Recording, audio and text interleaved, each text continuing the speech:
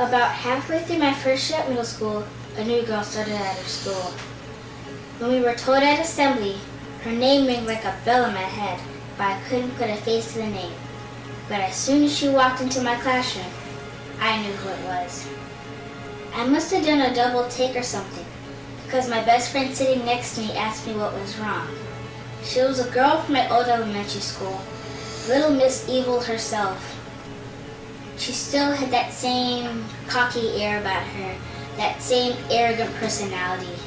She was just as much of a witch as she had been before. I don't think she recognized me. At least she didn't show it.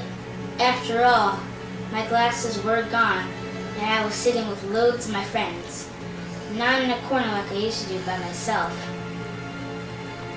All through that first day, I was miserable, counting down the seconds until she realized who I was, and the taunting and the teasing would start all over again. But it didn't happen. For about a week, she didn't do anything. She didn't even speak to me. I was even dumb enough to think that maybe she had forgotten about me. But I was wrong. About a week later, it started. I began getting those anonymous text messages saying horrible, cruel things. I knew it was her right away, but she never said her name, so I couldn't prove it. Every night, without fail, she said a bunch of hateful things, telling me that I was stupid, worthless, ugly, and that people were only pretending to be my friend. I really dreaded that beep from my phone, but it became like an obsession. Even though I knew what she said would hurt me, I had to read her text. If I didn't, it was like admitting that she'd broken me. My friends didn't know. I couldn't tell them. They knew something was wrong, but they didn't pry. If they had, I think I would have fallen apart. My parents didn't notice either. They were too busy at work and way too worried about their own problems. I just couldn't bring myself to bother them about my own small personal living hell. Plus their philosophy was, she's 11, she can take care of herself.